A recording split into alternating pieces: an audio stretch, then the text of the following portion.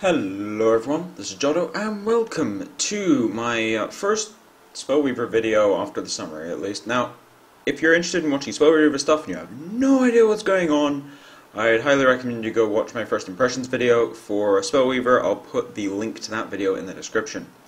But anyway, so for anyone who watched my vlog I did a couple days ago, they'll know that I said I'm going to do basically content on whatever game I'm playing. At the moment it happens to be Spellweaver, although doesn't mean I'm stopping Hearthstone content. I'll still be doing that whenever there's anything interesting, things like that. But anyway, so to start off with Spellweaver stuff, I'm going to be doing two videos, one on the good factions and what they're good at, what they're bad at, their summaries, things like that, and another one on the evil factions. Now, there's 6 factions in this game, and the good ones are green, blue, and white, or... oh, wait, which order did I say that in? Whatever, anyway, it's blue, wisdom, white, order, and then green, nature. And then the evil factions are dominion, which is purple, rage, which is red, and corruption, which is black. Now, I already recorded this video as all 6. I did all 6 in one video, and quite frankly, it just went on and on and on and on and on and on and on. So, and it got very repetitive and very annoying. I always watch back my videos just in case something wrong happens, because I've uploaded videos in the past with no audio. Yes, I've done that before, and people always get at me for it. So I always watch my, obviously, I always watch all my videos before I upload them now, because otherwise stuff like that happens. So anyway, let's get started with going to the collection, and we're going to start with the first 3 factions. We're going to evaluate each faction based on a couple of things. First is how they deal with a versatile amount of threats, so that's each of the types of permanent things on the board. Creatures, permanent spells, and artifacts. We're going to see how they deal with those, and if they can deal with those. Then we're going to talk a little bit about their creatures and how their creatures are focused, how their spells are focused, and whether or not they have artifacts. The last thing we're going to talk about is their utility lands, or shrines, and their hero powers and how they interact with the faction itself. So, a lot of aspects we've got to talk about there. Starting with order.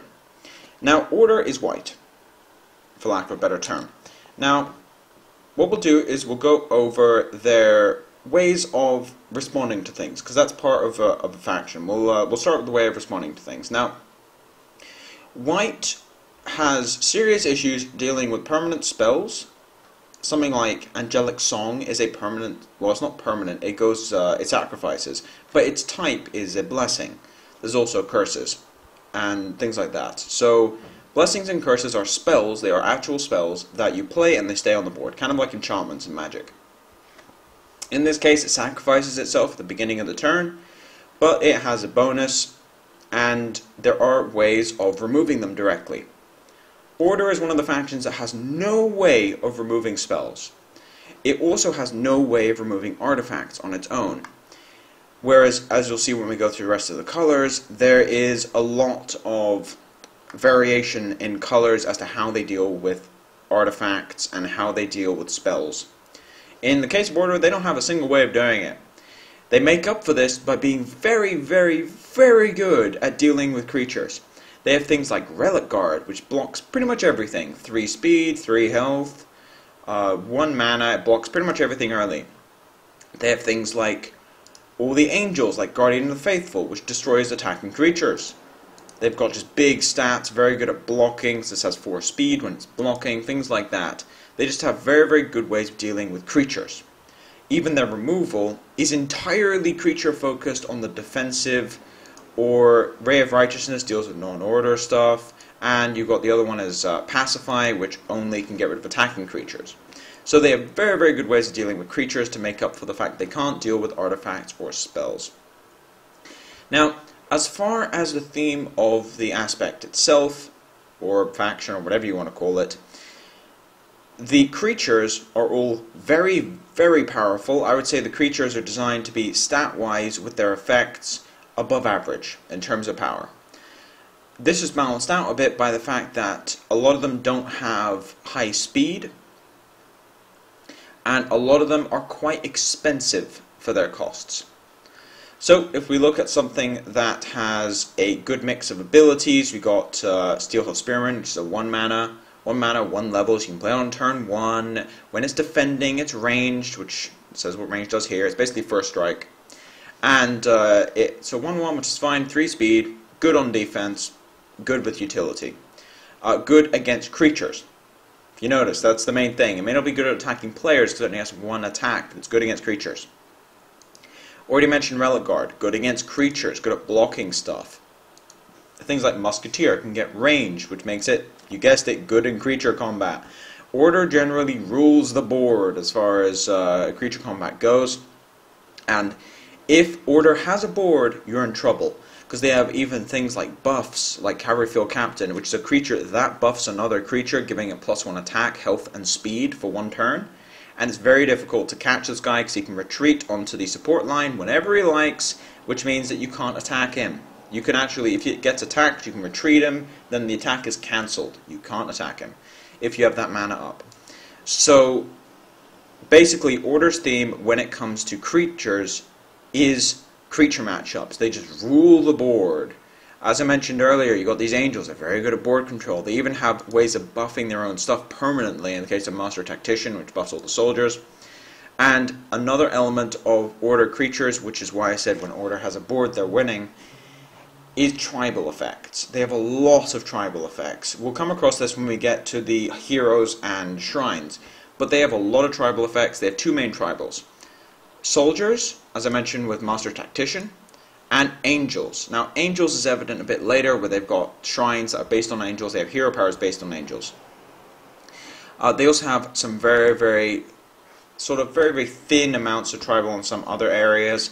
Like Namir is pretty much the only tribal card for, I think it is, for priests and for knights. But it's very powerful, so if you want to build that kind of deck, then Namir is where you want to be at, because one ability is based on knights, and its life gain is based on priests. So Order is very tribal, a bit more tribal than I would say anything else. A lot of the other tribals aren't as sort of pushed down your throat as, say, Soldiers is, for example, or Angels. So that's how Order creatures work. In terms of Order spells, they do 2 things. One is buff things, usually permanently, although there are a couple exceptions. One is they buff things. 2 is situational hard removal. So if we look at a couple of their spells, we'll look through a couple of things. So most of their spells, you've got a combat trick, again a buff with a utility aspect to it. You've got Angelic Song, which is situational removal. It's not hard removal in this case, it just blocks all their attackers for 1 turn. Pacify, I already went over, is removal. You've got a couple exceptions, like Word of Grace, which is healing, because, I mean, white heals, right? Yeah, that's a stereotypical way of doing it. It's more of a sub-theme, as opposed to a main theme, however. A couple of cards have ways of gaining life. They have Life Bound, which is when you deal damage, you gain that much life. It's basically, Mistress of Pain? I can never remember the name of that card. The 2 mana 1/4 that gains life when you deal damage with it. Mistress of Pain, I think. I'm sorry, I don't see Mistress of Pain that often unless it kills the player by accident with an Orkney Soul Priest. Some of you might get that reference.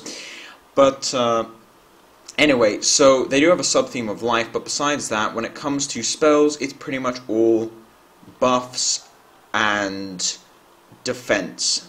So they've got removal, but they also have things like Unbreaking Spirit, which lets them draw, but you have to take damage to do it.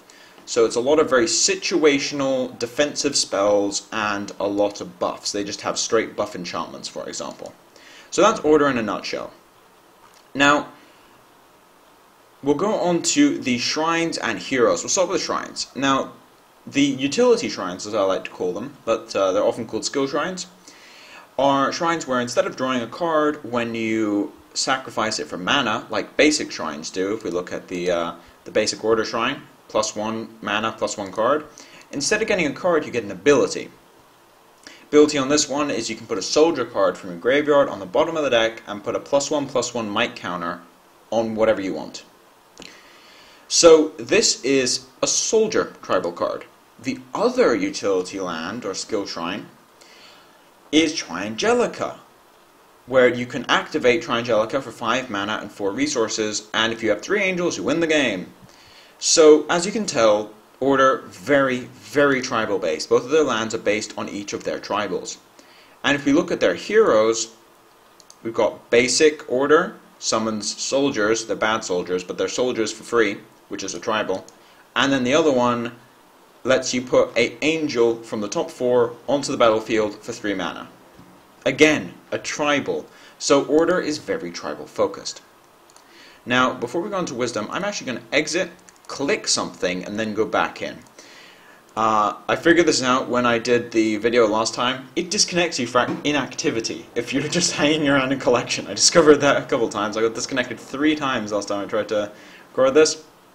So, on to Wisdom. Now, first things first with Wisdom. How do they deal with various different threats? When it comes to creatures, they have generally soft removal. They have generally an issue with dealing with creatures permanently. What they do is that they have not tempo-based removal, like we'll get to when we get to nature, but what they have instead is ways of delaying things and ways of making this possibly die or encouraging good trades. That's how they remove things. Things like Sleep stops it for 2 turns by making it unable to attack or block or activate anything. Basically takes it off the board for 2 turns. However, you can use Curse removal to get rid of it, and then you're in trouble because that big creature you stopped is no longer stopped. Disarm, it's a combat trick basically. It's not really removal, it just stops them from trading. Things like Flash Freeze, it freezes the creature, which means it will die if it takes damage again, but the problem is it needs to take damage again. So it's soft removal against most stuff unless it has 1 HP, but it's only hard removal if you attack with something else as well. Another sub-theme they have, besides Frozen, as they have with Frost Elemental as well, is Shock. Very few cards in Wisdom have Shock, and all it does is delay something. And it says a shocked creature gets exhausted and doesn't ready at the start of next turn.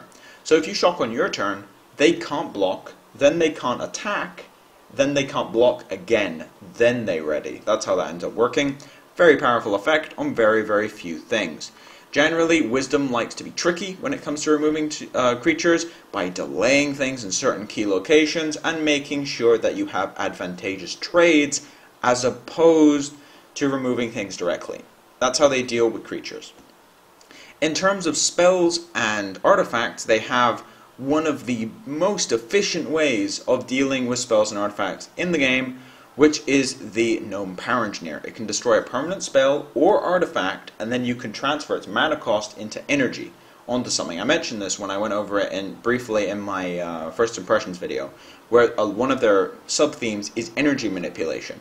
Again, being very tricky. They can manipulate energy and put that onto things to activate abilities. For example, you can put it on the Force Mage Protector, put extra energy on that thing after destroying an artifact, and then get an extra shield out of it. Force Mage Protector is also a good example as to them being tricky in combat to try and get indirect removal. What you do is you block something, you say they have a 3-3, you have a 3-3, you block their 3-3 when it attacks, you put a shield on it so that it's a favourable block for you and not a trade. So they don't really have direct removal in terms of creatures, they make up for it in direct removal when it comes to artifacts and spells. Now in terms of theming when it comes to creatures, blue creatures are not very powerful on their own. They make up for it in abilities. Oh, they really do. Now we've got things like Charged Aurite. 1 mana, 1/1, 2 speed, not very impressive in terms of abilities or anything. It's flying, so you can't attack it. It's on support row, and it can attack and block from the support row. It's nice. However, its main use is it stores energy, and then you can transfer energy whenever you play something. You can transfer the energy onto it. So, it's a 1 mana 1/1 that isn't very powerful, however it makes up for it in its ability. You've got the Disquisitive, I just call him a squirrel.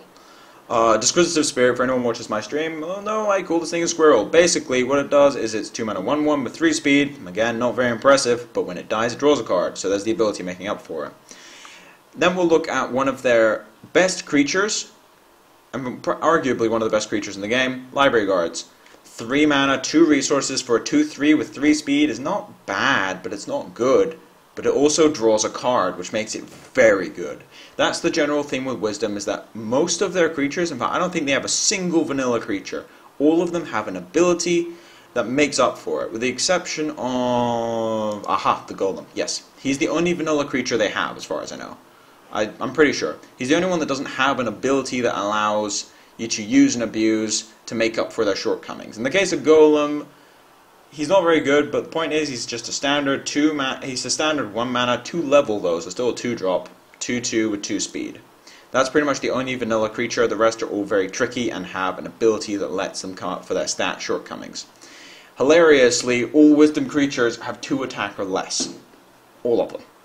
There's 2 exceptions that can get more than 2, which is Dust Titan, which is based on the amount of mana you put into it, and if you put 2 mana into it, guess what, it has 2 attack. The other one is Spectral Aurite, which is based on its energy. Has baseline 2 attack, but you can give it more energy to increase it. Besides that, pretty much everything has 2 attack. It's hilarious.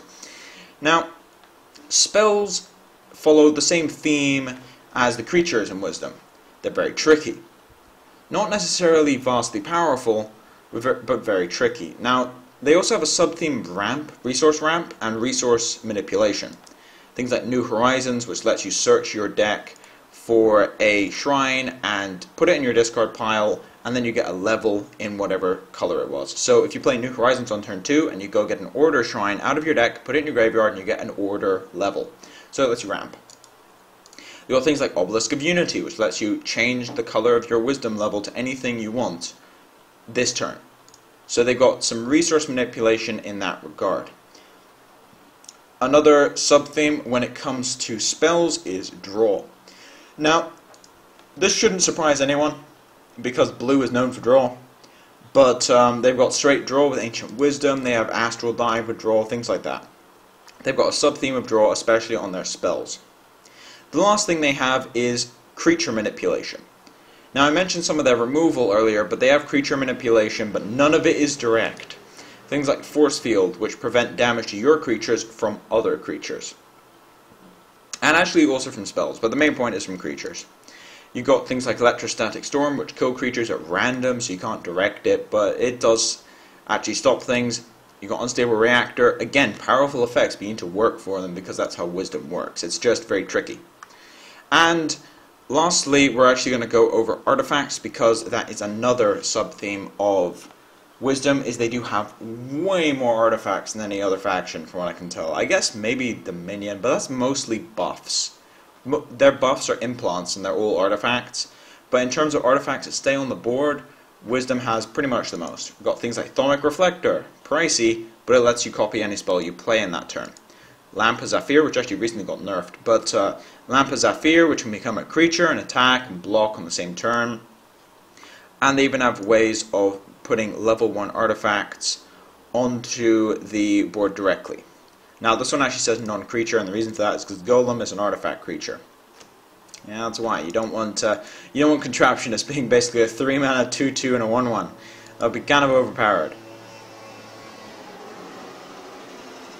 Noisy neighborhood. Anyway, so yeah, that's basically Wisdom's card pool. Now in terms of shrines, you've got 2. Thaumic Laboratory, that manipulates energy, again one of their sub-themes, and the Grand Institute, which lets you ramp and resource manipulate. You can transfer 1 mana into 1 wisdom level.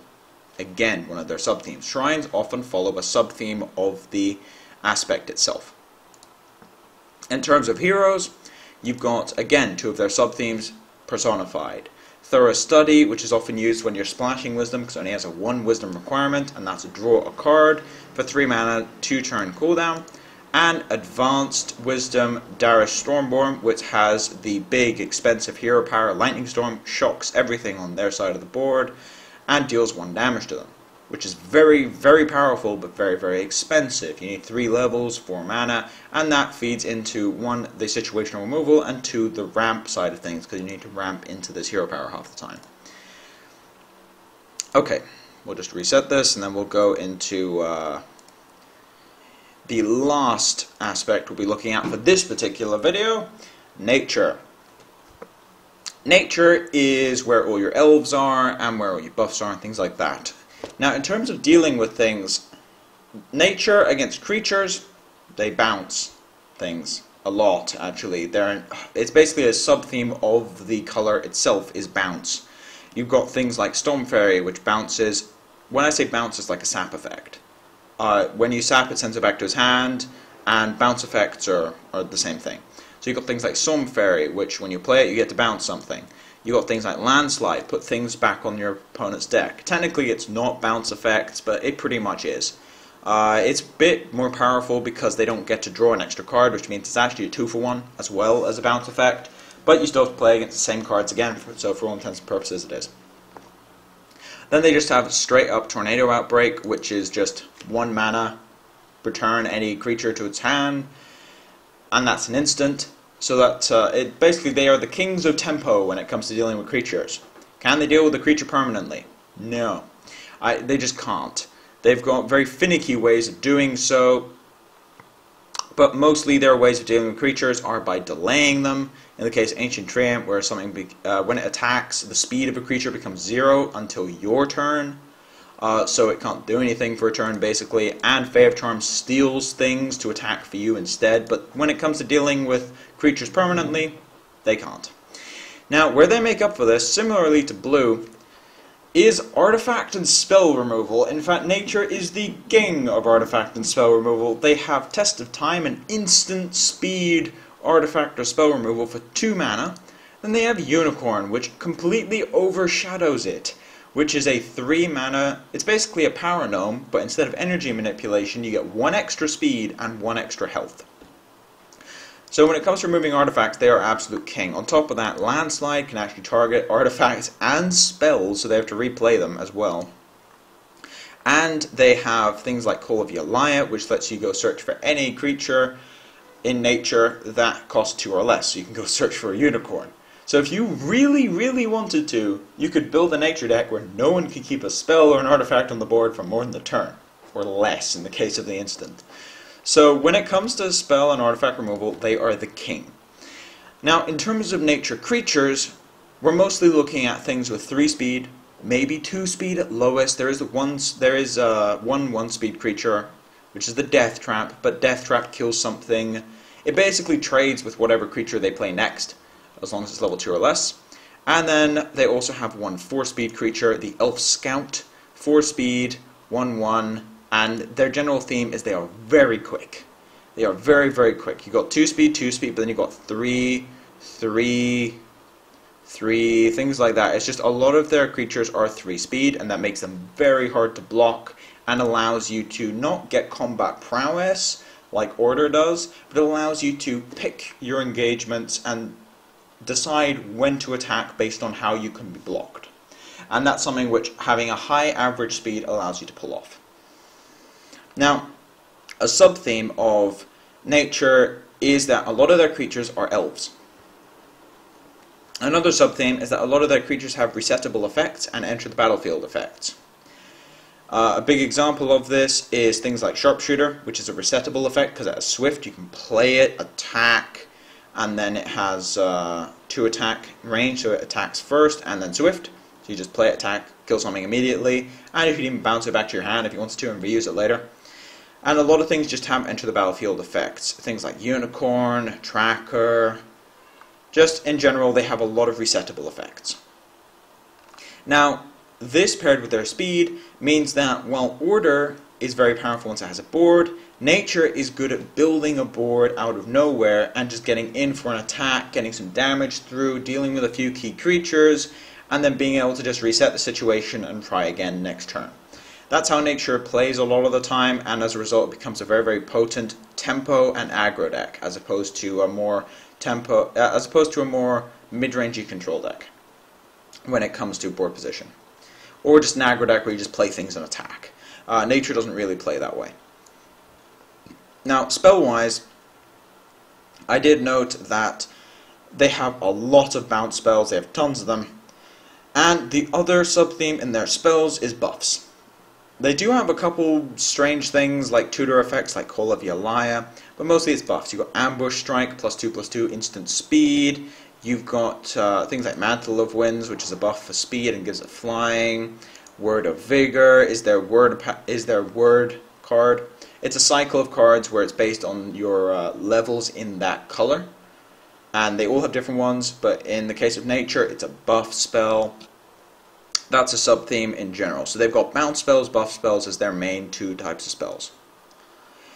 Now, as far as artifacts goes, they really don't have any. They don't have any, which kind of makes sense because it's like nature, yeah, artifacts, what? Yeah, they wouldn't have artifacts. In terms of permanent spells, they don't really have that many. They do have the Grand Reunion, which is their big 8 mana, big, it's 8 resource, big sweeping effect, where every single aspect has this huge 4 mana, 4 resource permanent effect on the board. It's either a creature or a blessing, or a artifact or something like that. Now, in case of Grand Reunion, you get to take creatures and put them onto the board immediately, and if you get all the creatures, you basically win. Now, in the case of a lot of the factions, it's just a big creature, and in the case of Wisdom, it's actually an artifact. So, how this is themed, these big marquee cards, they're all epics, actually does tell you a lot about how the aspect plays itself. So in the case of Order, it's a big angel called Amtriel. In the case of Wisdom, it's an artifact that sits there and has a permanent effect. You get the idea. Now, before we close out the video, just talk about the shrines and the heroes. Now, there are 2 shrines, as there are for every single aspect. There are 2 shrines with abilities. First one, Elven Sanctuary. Again, elf sub-theme. It gives you a hero power that lets you give an elf you control +1/+2, so it can more easily trade. On top of that, most elves have 2 or 3 speed, sometimes even 4 in the case of Elf Scout, or could have unblockability in the case of Elf Commander, so it lets you pick and choose your combat situations the way you want to. The other utility land is based on the sub-theme of resettable creatures, where a lot of them have Swift, a lot of them have Enter the Battlefield effects. So, with Enchanted Spring, you can get a hero power that allows you to Tornado Outbreak one of your creatures. So, it basically has the same cost as Tornado Outbreak in terms of levels and mana, but you can only use it on your creatures. And as a result, you can reset your own creatures, like you can reset a Storm Fairy, for example, to bounce your Storm Fairy, replay it, and then bounce his guy. You can get in with a Haldiri Rider, kill something, bounce it back to your hand to use it later, things like that. Now, when it comes to the hero cards, again, they both work off sub-themes. So, Neva, Child of the Forest, the basic one, gives things Swift. There's a ton of Swift sort of use and abuse when it comes to nature. And this is generally used with things like elves, so that you can get in quickly and then reset the situation and come back again and again and again. That's kind of how basic Neva works, and as a result, it's usually the hero of choice for nature aggro decks. Then you've got Neva the Revered, which is the advanced Neva, and this is the complete other side of nature, which is this sort of concept of grow wide, where you put it's Elf Bowl type of thing if you played Magic, where you just put like a bunch of creatures on the board and you build up, you build up, you build up.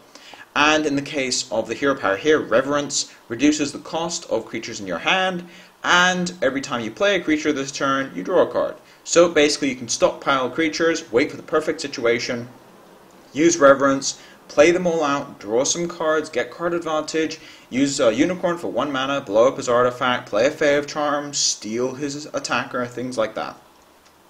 So both the heroes both work on completely different aspects of the aspect. I usually refer to them as factions, but they're pretty much everything when it comes to faction, region, things like that. Or you could just say color. So yeah, those are the 2 different sides of nature, and both of these heroes work on completely different sides of it, as opposed to in the case of Wisdom, they both work in a similar direction. It's just which one you want to focus on. So anyway, that's my basic summary of the 3 good factions, as they're called. They actually are called that. They're 3 good factions because they're more focused on the good side of things, whereas the evil side of things is the black factions and red and such like that. So anyway, next video we'll be doing the evil factions, so stay tuned for that. But anyway, thank you all for watching. If you like the content, please subscribe. If you have any feedback, put it in the comment section below. I have been streaming Spellweaver incredibly regularly, so go and check my Twitch, give me a follow if you want to see me actually play the game. I've been streaming for about 3 hours plus whenever I do, and it's usually every day or every second day. Now, before I head off, I do want to mention something, which is that there's currently a thunderclap going on for Spellweaver. Now, if anyone doesn't know what a thunderclap is, which is fine because I didn't know what a thunderclap was earlier today, but anyway, so basically it's a big social media event where someone starts a thunderclap on the website called Thunderclap, and then you can support it, and you support it by agreeing to put the message on your social media. Then when it gets to its goal, which in this case the Spellweaver is 250 people supporting it, Thunderclap starts, the message that is proposed goes out to every single person on each social media, and then it's a big publicity stint. That's basically how Thunderclaps work, and it's a very, very good idea, especially for smaller games like Spellweaver, which is an indie game. So I'd highly recommend you go and support that if you want to see the game grow, which is good for everyone because it means there's a nice game around that people can actually play. So I'll put the link to that in the description. But as for now, this has been Jotto, signing off.